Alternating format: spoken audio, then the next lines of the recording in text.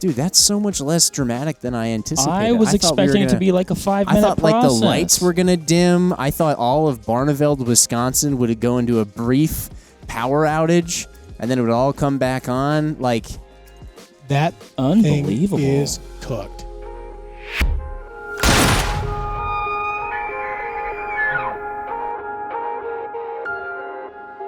All right, what is up, everybody? Jim to my right, Mr. Ryan Muckenhirn across from us, and we're back. We're back in the studio for part whatever of the 6.5 BC Chronicles.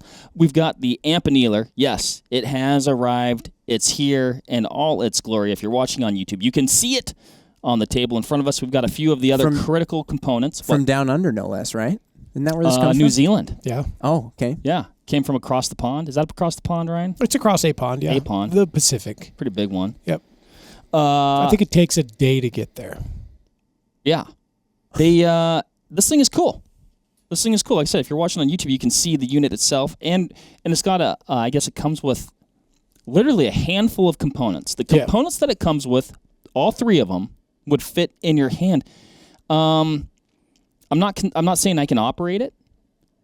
It seems relatively simple.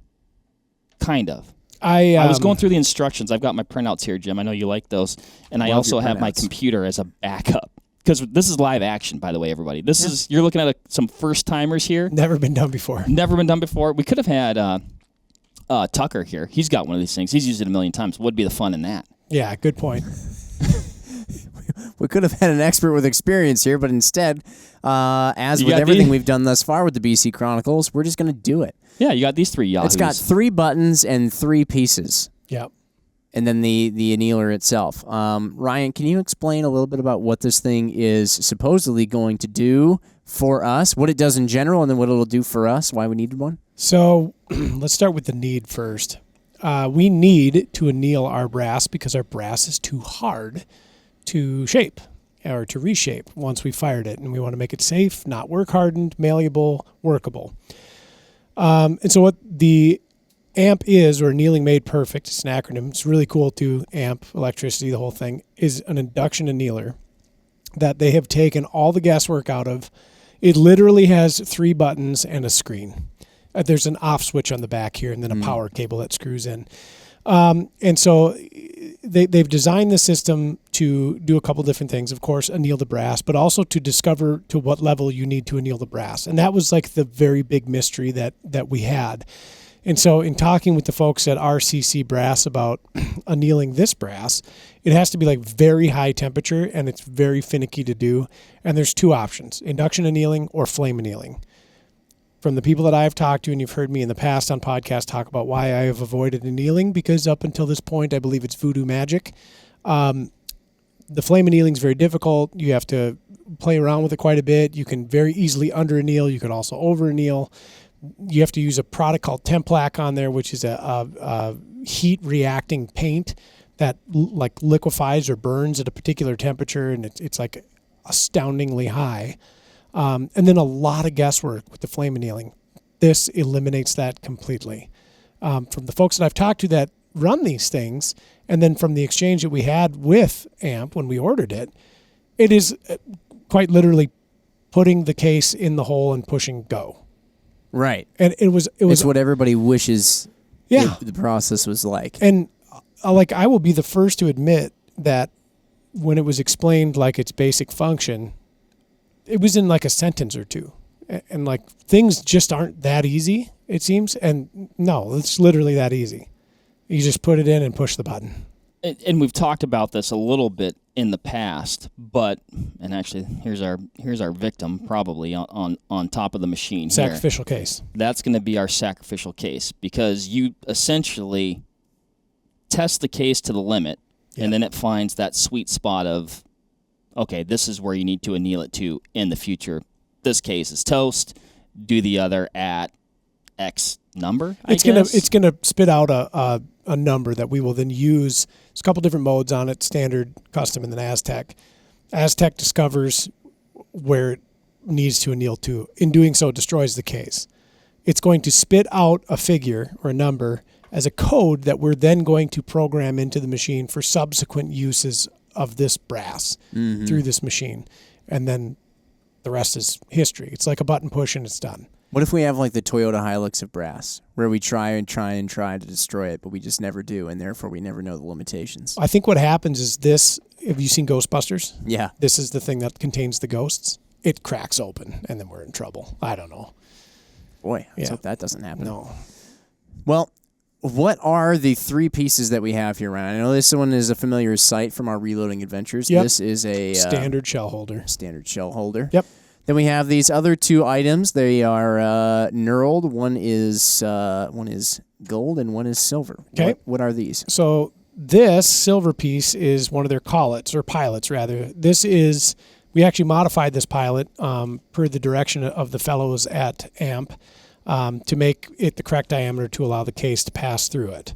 So we had to open this pilot up. This was a number 63 that we opened up to a dimension that they had given us based on our case dimensions. Now, did we have to modify it because our case is a Wildcat, or does everybody who gets an AMP Annealer have to modify it to their... Because our case is a Wildcat. Yeah. Okay. So it had a non-standard dimension, and that has to do with the length, with the diameter, the whole thing. So they found a pilot that was going to work appropriately from a length perspective, but the diameter was incorrect. So we brought it back to the machine shop, and we poked the hole a little bit bigger. Yeah, if you go to their website, if you're annealing really any standard cartridge, Yeah. I mean, under the sun, it seemed to me. Oh, I mean, and even the database of Wildcats that they have available, and then codes too. So this is the cool part. They're kind of taking like a what do they call that when they just make information free, open source? Yeah. yeah, sure. So if somebody's got a code and they've like relayed this to AMP, it's like, oh, if you're shooting this case, use this pilot, use this code, and it's good to go. So phenomenal resource as well on their website, which was super helpful. Of course, for us, it didn't really matter because we've got this crazy one-off. But this little knurl device, the brass one, corresponds with the shell holder and acts as a heat sink so that we don't burn our fingers when we pull the case out of the annealer itself. Yeah, that's what I was wondering. It's got to get pretty darn hot Super hot. to destroy this thing. Mega. Ultra. I see AMP Annealer. We're going to be destroying some like, should I have brought my welding helmet? Well, so I was wondering that. Like, this should be a moment in which we all don safety glasses and protective lead vests. Right. Or we just sling. Just like we did when we very first shot the 6.5 BC. Do you recall? Oh, it'd be a fine what death. a fellow manufacturer in our industry said when we told them that we just loaded it up and just shot it? Yeah, we've got like an armored vault for that. We use a string. I think it was first you guys did what? Yeah. Yeah. And then, we have a special room for that. Yeah. No, we've got our range and Ryan Muckenhirn with a finger. Okay. And you still got it. So we're going to actually do that. For those of you who are listening, you might just hear some various noises, maybe some shrieking, screaming, running. For those of you who are watching on YouTube, you're going to actually see this go down. So we're going to do this semi-live for you. We'll do it while we're recording, and then you'll see it later on. If things get particularly violent, this may never see the light of day. But for internal use only.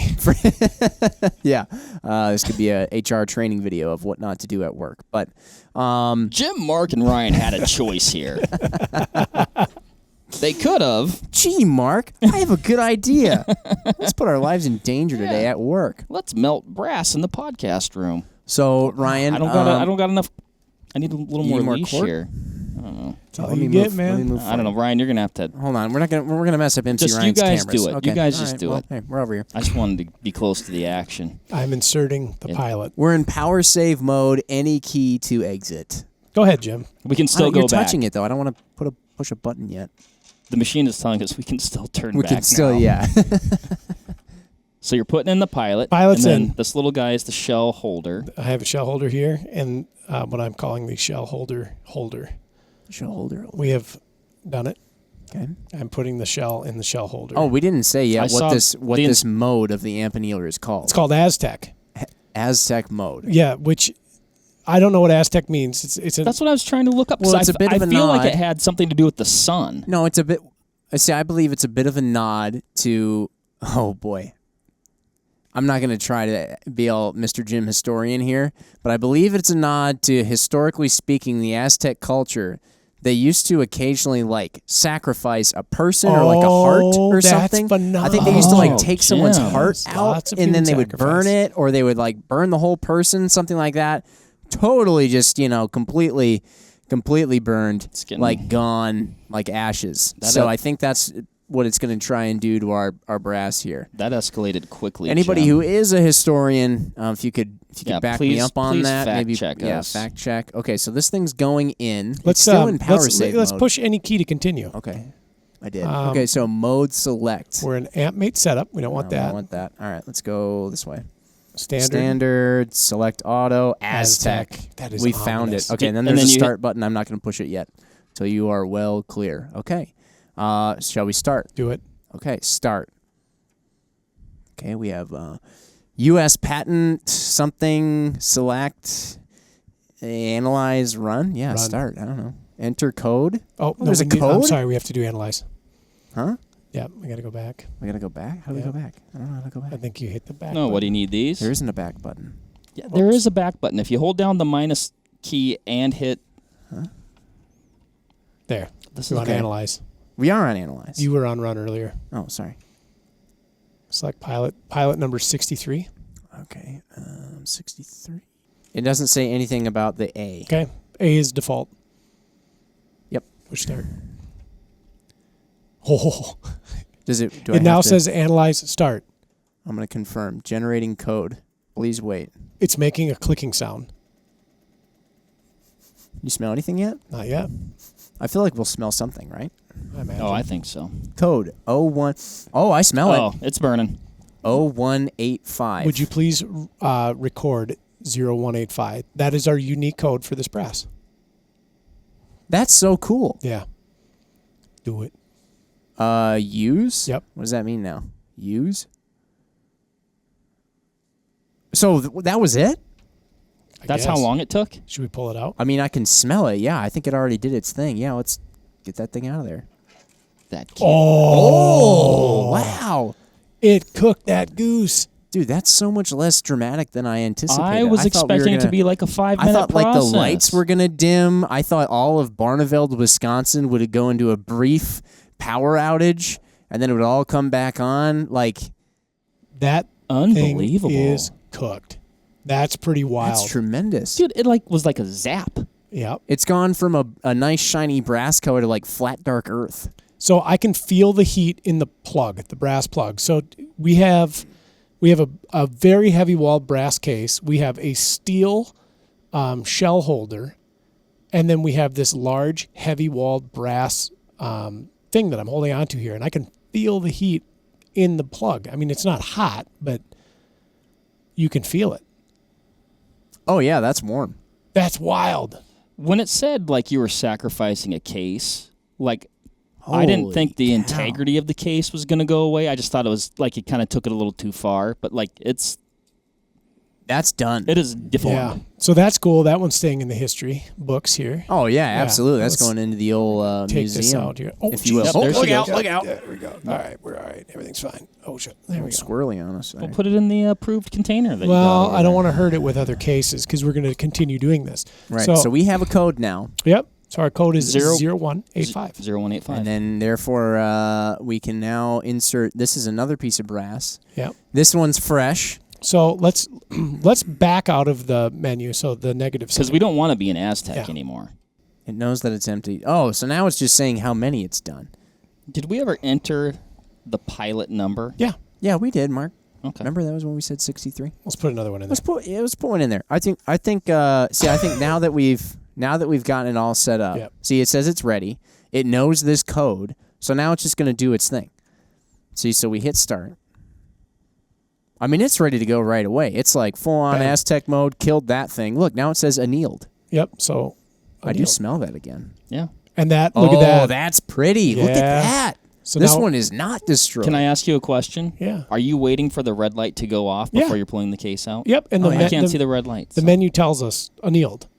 Okay. Yeah. So- And the red light's going off. Yeah. Yeah. So now we have that characteristic annealing look to the brass. Like when you pull out a new batch, you know, you've got that fun discoloration that's even and concentric around the neck and shoulder junction. And so that looks super cool. The amount of engineering that had to go into something like this to make this possible, and then us, a couple of complete, Just yucks. a few yucks with one guy who actually, for the most part, knows what he's doing. Not with this. Not with this, though. I mean, we just, in like a matter of minutes, figured this out, and we're already annealing cases. This is pretty incredible. Can I push the button? Yeah, please do.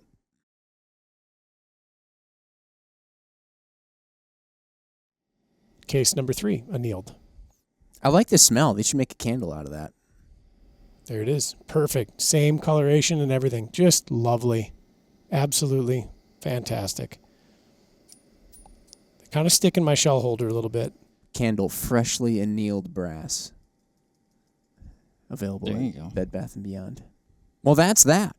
So now, like Ryan alluded to, this brass should be easier for us to work with in terms of resizing. Because, Ryan, like just to go back into this a little bit for those of who are kind of just getting caught up on the BC series and all that, if you haven't listened to these episodes about when we wildcatted our very first cartridge, when you get this brass, when we first got it, it was pretty much already sized. It was ready to just accept a powder primer and a bullet. But then once you fire it, you have got a little work to do in terms of, well, of course, this brass was so darn hard, you almost don't even need to resize it. So, like, very typically, right, like BC brass aside, you fire it, the case changes dimensions to meet the, interior dimensions of the chamber. So, like, the case mouth will typically be more open than the diameter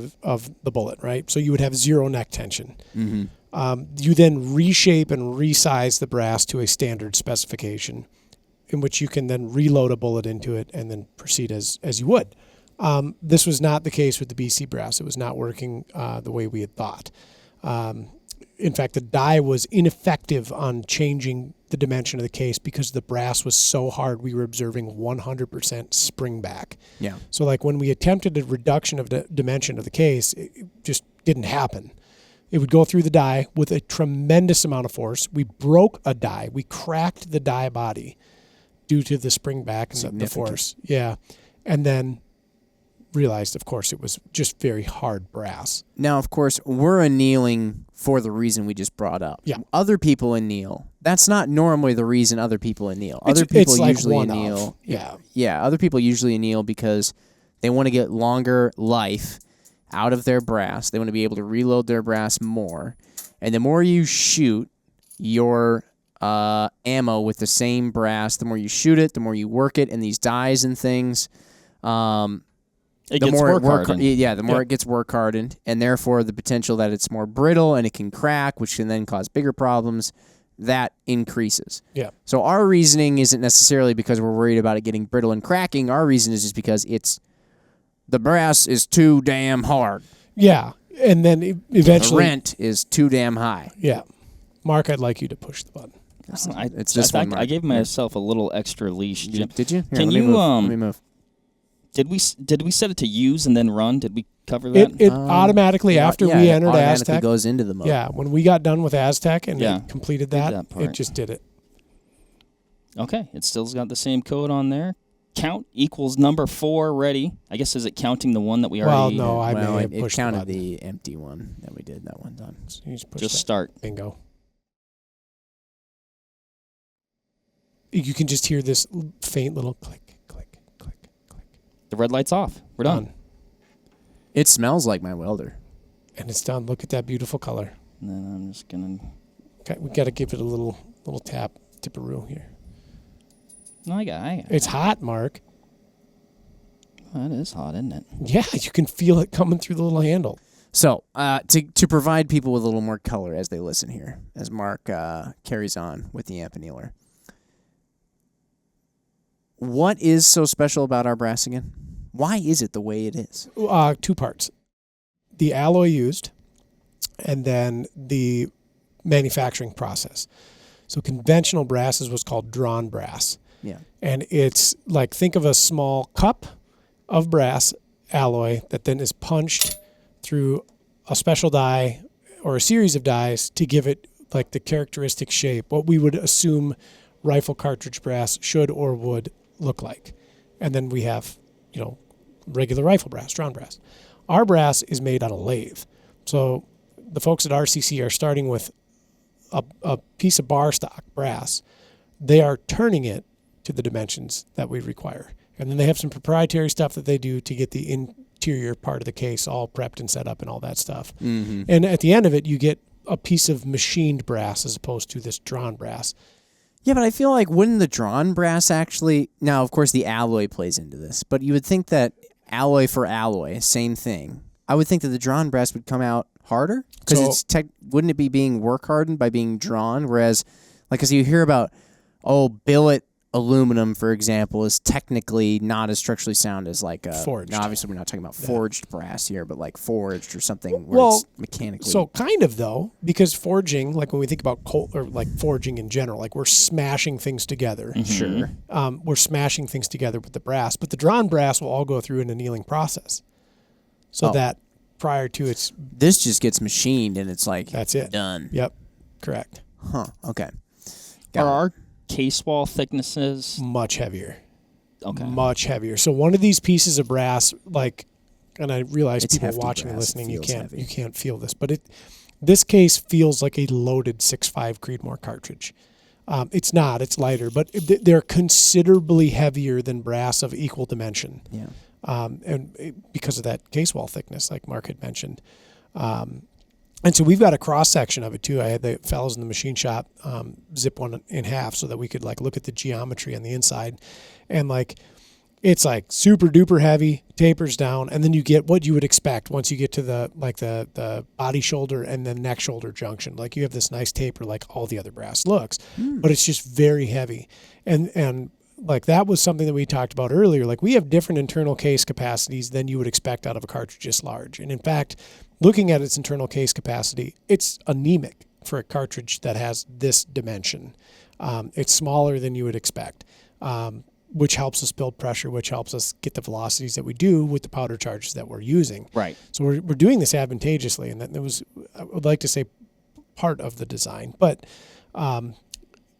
so that's where the weight's coming from. That's why it's so darn hard. That's why it's so darn resilient. And as made evident by the AMP here, it just completely zipped through that. Golly, that was cool. I was shocked at how fast. It's just zip, done. Yeah. Okay, destroyed. I know, I kind of wish there was more drama. I thought it was going to take longer. And then, the following cases as well. Just boop, boop. I don't know. I was just expecting it to take a lot. It's amazing. I'd be curious to know. We should call the guys at AMP. Maybe you could just find this out. I don't know. And find out, is 0185... we can look up. Is that a lot? We can look it up. Did the machine, even though the machine made it look easy, was the machine whoa, that was a lot?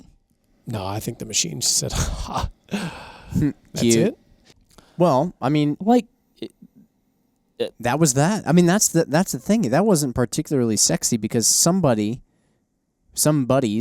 very smart, made this process tremendously easy. You know what though? So to speak to that, I have been completely resistant to annealing. Are you now? No, and that's the thing. So it's not an inexpensive unit, but it's not remarkably more expensive than some of the really good flame annealers that are out there, that there is a lot of goofing around to get set up and get right. And then if you change lots of brass, or if you're using brass like this, you've got to do a lot of kind of fiddle work to get correct. I think the worst part about this is after reading about how easy it was, after talking with the guys how easy it was, and then actually doing it, I now have to find space on my reloading bench for a product like this, because it was super easy, super easy. We didn't even read the instructions in full. No. You know what this means? We haven't even removed the protective plastic film from this. That was a good soundbite. Thanks for that. Good move in. What were you going to say, Mark? Well, I was going to say, you know what this means? We're annealers now. We're annealers, and we can actually start reloading and Oh, making yeah, more I forgot 6.5 the whole BCs. part of Oh, yeah, the point. Yeah. Now we can, make brass, add powder, add bullets. Not make brass, but you know what I mean. Yeah, Talk about bearing the lead, Mark. Yeah. Took us 26 minutes to say. You're never going to believe what you hear at 26 minutes in the Vortex Nation podcast. Yeah, now we can make these. Cool. That's that. Let's. Thanks, everybody. Yeah, Do you- it's like Jim, you just kind of alluded to it, but it's like somewhat anticlimactic. They made it too easy. It's okay. I'm honestly not disappointed. No, it's great. Moderate disappointment from a showmanship status, but not disappointment from like practical we're gonna get functionality, getting stuff done. Would love to hear if anybody out there is rocking one of these AMP Annealers. If you've got a flame set up that you've just dialed into some extraordinary level of complexity and precision. Every time I see one of those flame annealer setups, it reminds me of those old things where like somebody would like they'd tip a marble and the marble would go off Rube a thing. Goldberg. Yeah, exactly. The Rube Goldberg things. Yeah, that's what they remind me of. Yep, agreed. They all look cool, and I like the fact that they incorporate electricity, metal, and fire. Yeah, I like those things. This is a great way for me to burn my garage down. I just feel. This, on the other hand, very neat. Yes, I'm excited. If you anneal, let us know. If you don't, will you now? That's that. That's that. Thanks, everybody, for listening and watching. We'll catch you on the next one. Bye. See ya. There you have it, folks. Thank you very much for listening. As usual, give this video a like if you liked it, comment something below, and give us a subscribe to the Vortex Nation podcast channel. It would mean a lot to us.